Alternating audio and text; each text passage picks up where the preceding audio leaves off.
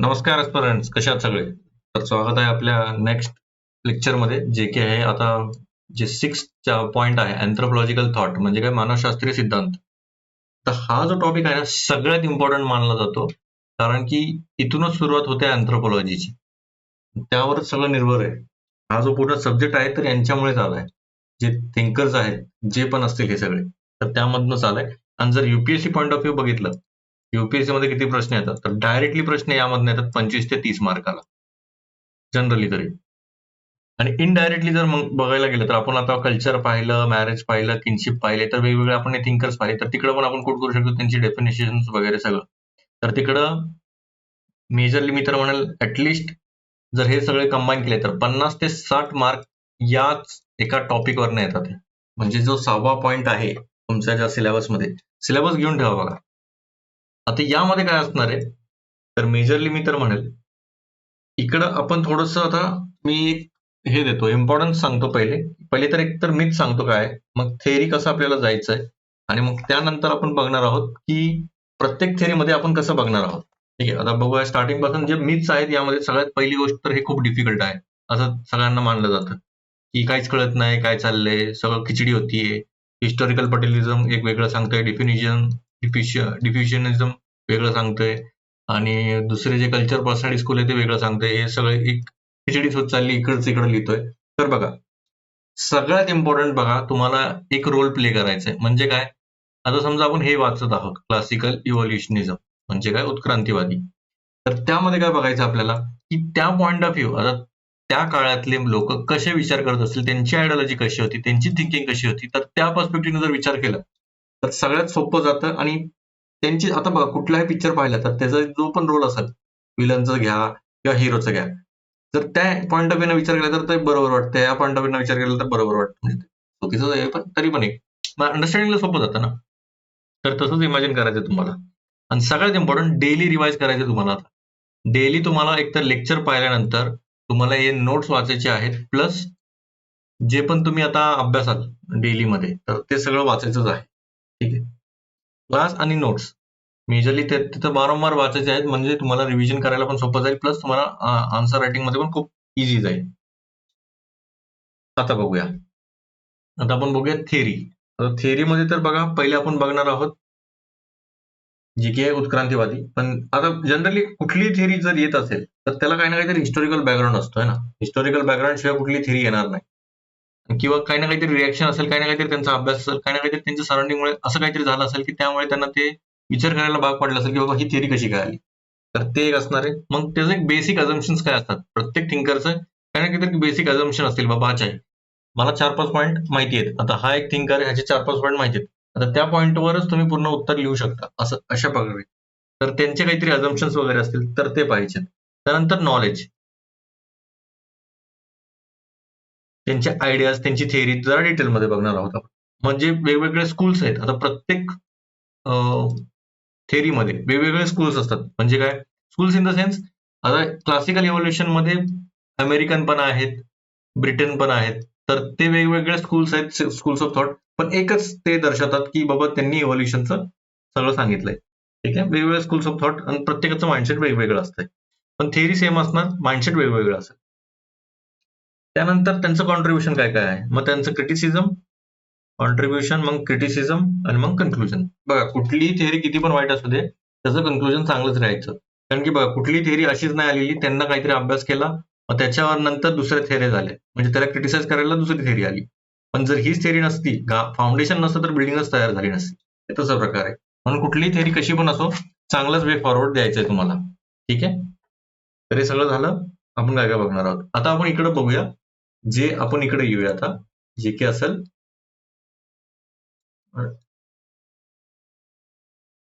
अच्छा ठीक आहे, हे असू दे असंच. हे हँग होतंय, पण ठीक आहे. इकडे येऊया आपण आता 19th सेंचुरी. आता बघा, इंट्रोडक्शन मध्ये काय करतोय मी, आता हिस्टॉरिकल बॅकग्राऊंड देतोय तुम्हाला. आता बघा, जे पहिले डार्विनची थिअरी आलेली 1859 मध्ये आलेली, की त्यांनी प्रूफ सहित सांगितलेलं की बाबा जी ओरिजिन ऑफ स्पीसीज आहेत, म्हणजे स्पीसीचं इव्होल्युशन कसं कसं झालंय, पूर्णपणे त्यांनी चांगलं चांगलं व्यवस्थितपणे सांगितलं. मग यामुळे काय झालं, जे पण अँथ्रोपॉलॉजिस्ट होते, आता जे स्टार्टिंगला जे विचार करायला लागलेले, त्यांनी हे कनेक्ट केलं सोशो कल्चरलला. म्हणजे जे सामाजिक आपलं जे आहे कल्चर आणि सांस्कृतिक आणि सामाजिक जे थॉट आहे त्याला इव्होल्युशनचा कन्सेप्ट लावून दिला त्यांनी. हाच कन्सेप्ट त्यांनी युज केला इकडे. जे आता हे उत्क्रांतीवादी आलेत ना, आता तुम्हाला हे एवढं इम्पॉर्टंट नाही, पण एक बेसिक कंटेक्स्ट माहिती असायला पाहिजे की कसं काय इव्हॉल्व्ह झालंय. म्हणजे यांना काय असंच सकाळी उठले आणि चालू झाले असं नाहीये ते. ठीक आहे. Believe that societies evolve linearly from primitive to civilised. म्हणजे याचा अर्थ काय, जे पहिले आदिमानव होते त्यानंतर ते सिव्हिलाइज झाले. तर स्टार्टिंगची जी प्रोसेस आहे पूर्ण हे इव्होल्युशन युनिलिनियल आहे, म्हणजे एकच तर्फे आहे, वेगवेगळ्या तर्फे नाही आहेत. असंच व्हायला पाहिजे. कळतं का तुम्हाला? असंच व्हायला पाहिजे. पूर्ण थेरी इव्होल्युशनची अशीच जायला पाहिजे, जसं त्यांनी इव्होल्युशन ऑफ स्पीशीज म्हणजे ओरिजिन मध्ये सांगितलंय. ठीक आहे. आणि अँथ्रोपॉलॉजी फर्स्ट सायंटिफिक थेरी आहे सोसायटी बद्दल. तर यांनी असं एक सायंटिफिक थेरी पण दाखवली की आणि जे कल्चरल प्रोग्रेस आहे ते मिरर करतं बायोलॉजिकल इव्होल्युशन. जसं जसं इव्होल्युशन झालं आपलं बायोलॉजिकली, तसंच कल्चर पण प्रोग्रेस झाले असं यांचं म्हणणं आहे. आता कोर आयडियाज काय आहेत ते बघूया आपण आता. कोर आयडियाज काय येतं यामध्ये, जसं मी सांगितलं युनिलिनियर प्रोग्रेस आहे. म्हणजे काय, सगळ्या ज्या सोसायटीज आहेत तशा सेम स्टेजेस ऑफ डेव्हलपमेंट होऊन जातात. म्हणजे समजा आता पहिले आदिमानव होते, मग नंतर नंतर थोडंसं ते ग्रुपमध्ये राहायला लागले, मग नंतर नंतर सिटीजमध्ये राहायला लागले, मग आता एकदम ऍडव्हान्स झाले. तर हे जे सगळे प्रोसेस आहे ते युनिलिनियर म्हणजे सगळ्या सोसायटीजमध्ये तसंच होणार. हेच एक प्रकारे क्रिटिसिझम पण आहे, ते नंतर बघूया आपण क्रिटिसिझम. हे क्लिअर आहे तुम्हाला? आता एक दोन कन्सेप्ट आहेत, एक इव्होल्युशनिझम असते आणि एक इव्होल्युशन आहे. तर दोघांमध्ये काय फरक आहे तर ते बघूया. आता इव्होल्युशन जे आहे ना, तर ते इनडेफिनाइट टू डेफिनाइट आहे, सिम्पल टू कॉम्प्लेक्स आहे आणि होमोजिनिटी टू हेट्रोजिनिटी आहे. इव्होल्युशनचं चाललंय आता सध्या तरी. आता इव्होल्युशन आणि इव्होल्युशनिझम मध्ये काय फरक आहे ते बघायचं आपल्याला आता सध्या. आता बघा, इनडेफिनेट म्हणजे काय, आता पहिले जे आदिमानव वगैरे होते तर त्यांना काही पर्टिक्युलर रोल वगैरे काय नव्हतं. ठीक आहे. म्हणजे कोणी कसंही वागायचं, त्यांना जर वाटलं हंटिंग करायचं तर सगळे मिळून हंटिंग करणार, संध्याकाळी येणार जेवण करणार, मग परत सकाळी हंटिंग करणार, म्हणजे स्पेसिफिक रोल नव्हता. आणि डेफिनेट म्हणजे काय, आता जे पर्सन आहे तर त्याला आता समजा मी आहे, तर मी एक टीचर आहे, सन आहे, मग इन शॉर्ट हजबंड असेल, फादर असेल, जे पण असेल, मग मला वेगवेगळे रोल्स आहेत सोसायटीमध्ये, स्टेटस आहे, काही ना काहीतरी आहे. तर हे डेफिनेट झालं, काही ना काहीतरी ठराविक आहे. त्यानंतर सिम्पल टू कॉम्प्लेक्स. आता सिम्पल म्हणजे काय, तेच हंटिंग करायला गेले सगळे सिम्पल होतं, काय नव्हतं एवढं अवघड. तर कॉम्प्लेक्स काय, आता माझ्यावर खूप सारी जिम्मेदारी असेल, ऑक्युपेशन म्हणा, घर चालवणे म्हणा, खूप सारे असतील, तर ते सगळं क्लिअर आहे. आता इव्होल्युशनिझम म्हणजे काय, आता इव्होल्युशन जी होती ही प्रोसेस आहे आणि ही प्रोसेस स्टडी करण्यासाठी जे लागेल ते आहे इव्होल्युशनिझम. म्हणजे आता ही ग्रॅज्युअल प्रोसेस आहे, चेंजची, सडन नसते. ओके. ग्रॅज्युअली आपण हे सगळं बघणार आहोत, म्हणजे सगळं एकदम झटक्याने नाही होणार. आणि इव्होल्युशन जे आहे ते युबिक्युटस आहे. युबिक्युटस म्हणजे काय, सगळीकडे सेम असतंय असं त्यांचं म्हणणं आहे. आणि यामध्ये कसं असतंय बघा, इव्होल्युशनिझम मध्ये तर हे ट्रेस करायला बघतात की जे ओरिजिन असेल किंवा इव्होल्युशन कसं झालंय सोसायटी आणि कल्चरचं, तर त्यामध्ये बघणार आहोत. क्लिअर आहे इथपर्यंत? आता येऊया कोर आयडियाजकडे. कोर आयडिया काय, psychic unity of humankind, mental capacities are universal. आता बघा, दोन सोसायटीज आहेत. माना तुम्ही आता इकडं, अच्छा इकडं असं केलंय का मी, तर ठीक आहे, चालतंय, हे पण चालेल तसं, पण तिकडं पण आलं तरी चालतंय.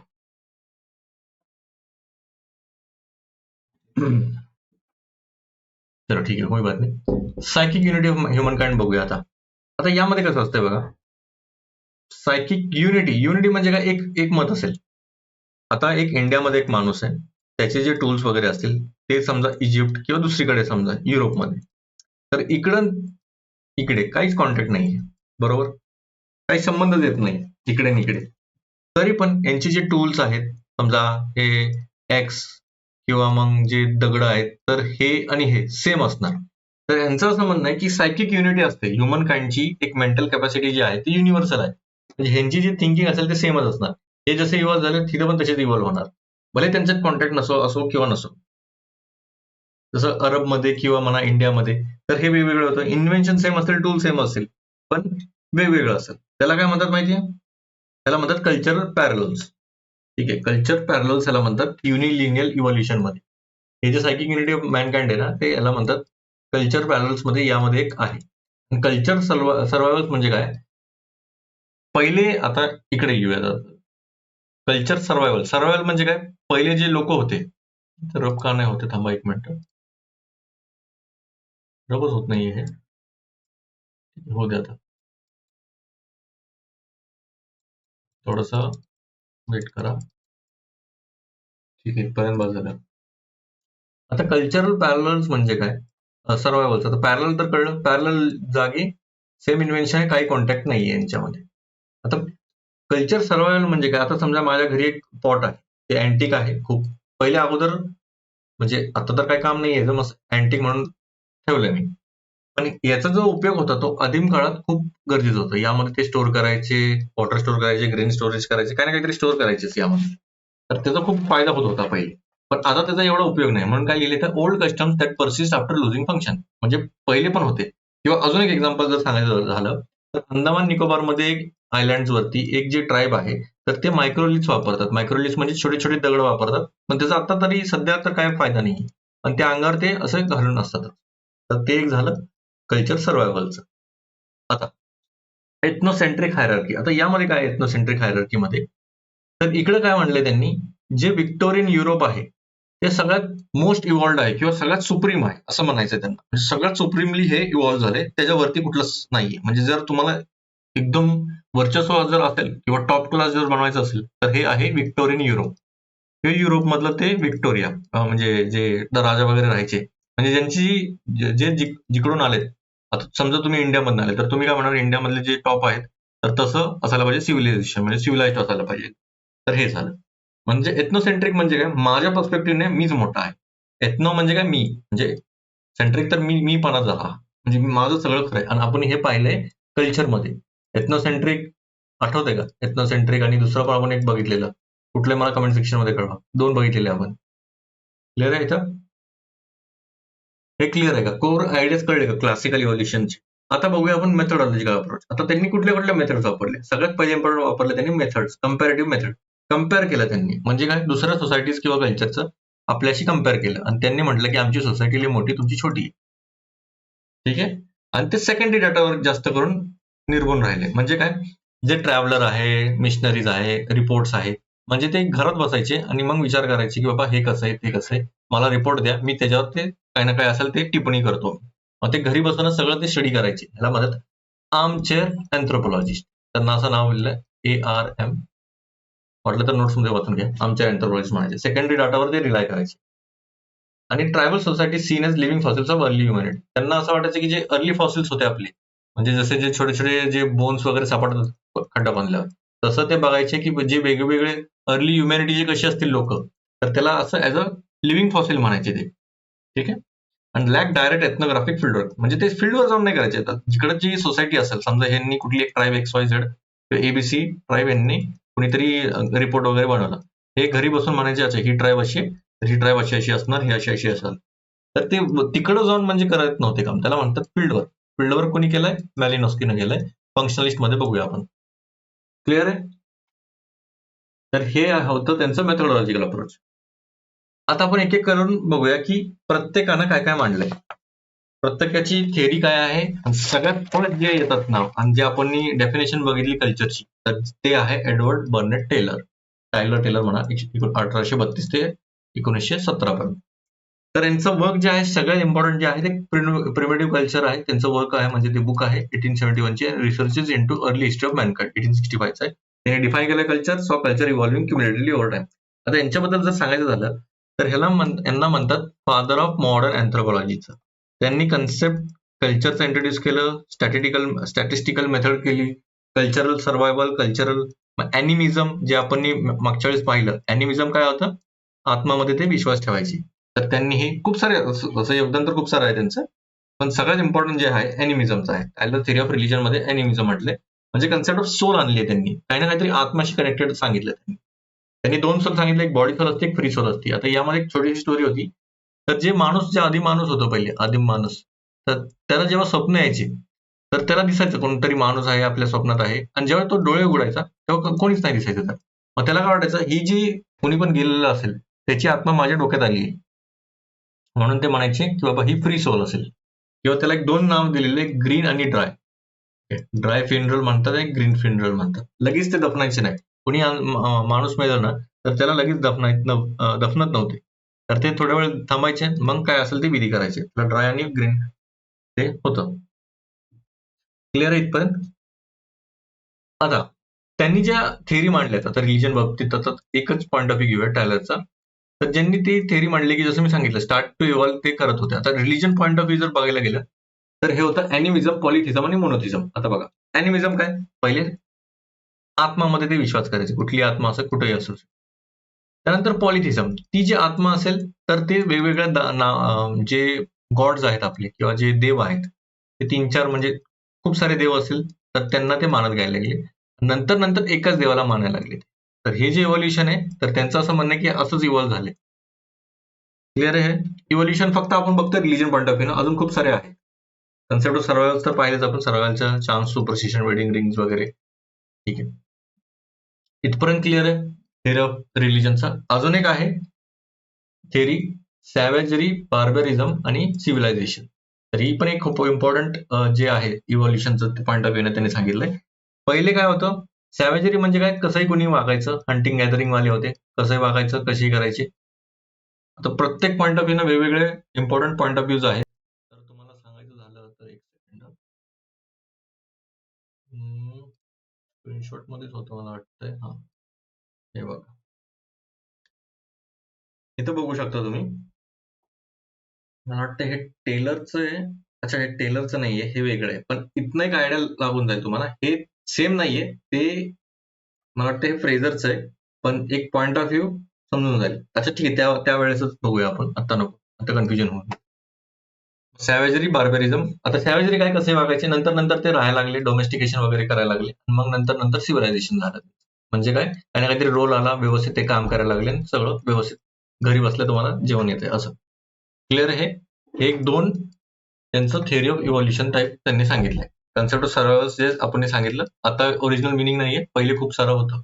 जसं की कुठले सुपरस्टिशन असेल, वेडिंग रिंग पण आता घालतोय, तेव्हा काही ना काहीतरी घालायचं. क्रिटिक्स जे आहे एथनोसेंट्रिक बायस आहे, ते जज करायचे सोसायटीला वेस्टर्न स्टँडर्ड थ्रू, किंवा आमचं स्टँडर्ड मोठं आहे. आताही तेच चाललंय, आपण वेस्टर्नायझेशन कडे चाललोय. जीन्स वगैरे कल्चर तर हे कुठनं आलंय, इथनं चाललंय. ठीक आहे, आर्मचेअर मेथड होती, सेकंड हँड रिपोर्ट्स वरती ते निर्भर होते, डायव्हर्सिटी इग्नोर केली, मल्टिपल पाथवेज पण असू शकतात, इव्होल्युशन असंच इव्हॉल्व होतंय. त्यांचं असं म्हणणं की एकच युनिटी, सायकिक युनिटी ऑफ मॅनकाइंडच होतं, पण हे चुकीचं आहे. क्लिअर आहे हे? अजून काय आहे? तुम्हाला जर डाऊट असतील तर तुम्ही पहिले नोट्स वाचा, लेक्चर वाचा, मग मला डाऊट विचारा, डायरेक्ट नका डाऊट विचारू. ठीक आहे, कल्चर सर्वायवल कळलं. आता स्टेज ऑफ इव्होल्युशन मध्ये अजून एक छोटासा पॉईंट होता, एक टेक्नॉलॉजी पॉईंट ऑफ व्ह्यू. तर आपण हे दोन बघितले, रिलिजन बघितलं आणि एक नॉर्मल सॅव्हेजरी, बार्बरिझम, स्टेज ऑफ इव्होल्युशन पाहिले. आता टेक्नॉलॉजी पॉईंट ऑफ व्ह्यूने जर बघायला गेलं तर ते सॅव्हेजरी मध्ये होतं, म्हणजे जेव्हा आदिम काळ होता, आणि बार्बरिझम मग सिव्हिलायझेशन आलं. आता जेव्हा टेक्नॉलॉजी पॉईंट ऑफ व्ह्यूने बघितलं तर ते कसं राहायचे, पहिले वाईल्ड अॅनिमल्स वरती निर्भर असायचे, प्लांट्सवर असायचे निर्भर, स्टोन टूल्स वगैरे वापरायचे. बार्बरिझम मध्ये थोडंसं डोमेस्टिकेशन आलं, थोडे पाळीव प्राणी करायला लागले, ते गाई, म्हशी, बैल वगैरे सगळं वापरायला लागले. मग नंतर ऍग्रिकल्चर केलं त्यांनी, मग विलेज फॉर्मेशन झालं. मग इथं सिव्हिलायझेशन मध्ये काय आलं, टेक्नॉलॉजी पॉईंट ऑफ व्ह्यू चाललंय आपलं, तर आर्ट ऑफ रायटिंग आलं. म्हणजे पहिले लिहिता येत नव्हतं, आता लिहायला लागलं, थोडीशी सिटीज वगैरे डेव्हलप झाले. तर हे काय झालं, इव्होल्युशन हे पण आहे. क्लिअर आहे?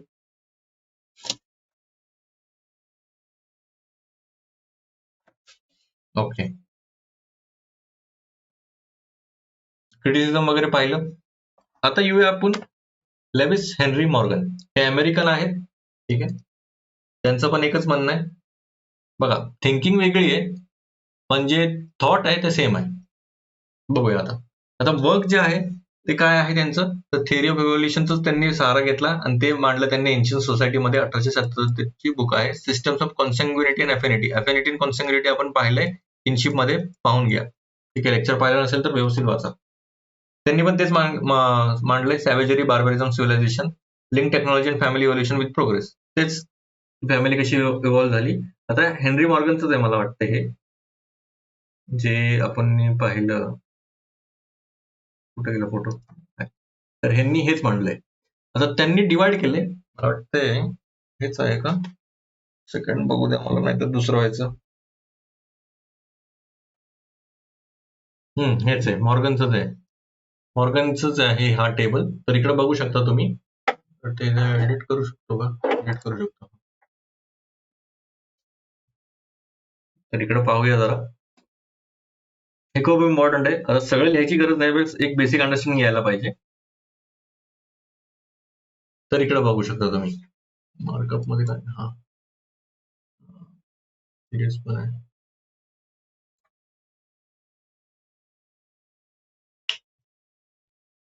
असो, जाऊ दे.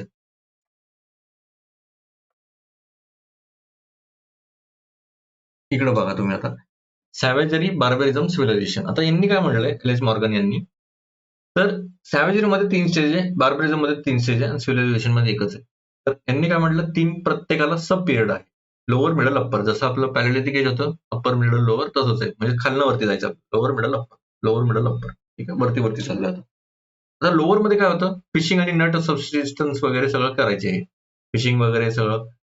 आता टेक्नॉलॉजी पॉईंट ऑफ व्ह्यू चाललंय, मग इथं मॅरेज आहे, फॅमिली, किनशिप. आता आपण यामध्ये सगळं डिटेलमध्ये बघितलं, क्लासिफिकेटरी आणि मग डिस्क्रिप्टिव्ह सगळं पॅटर्न पाहिले आपण. ठीक आहे, तर ते तुम्ही बघू शकता. फक्त आता आपण कनेक्ट करणार आहोत. आता काय झालं माहिती का, पहिले आपण जे पण अभ्यास केला ना ते थोडंसं विस्कळीत होतं. आता प्रत्येक थिंकरच्या अंडर त्यांनी काय काय अभ्यास केलं ते सगळं कनेक्ट करायचं. म्हणजे पहिले वाचलंय, बस आता कनेक्शनचं इम्पॉर्टंट आहे.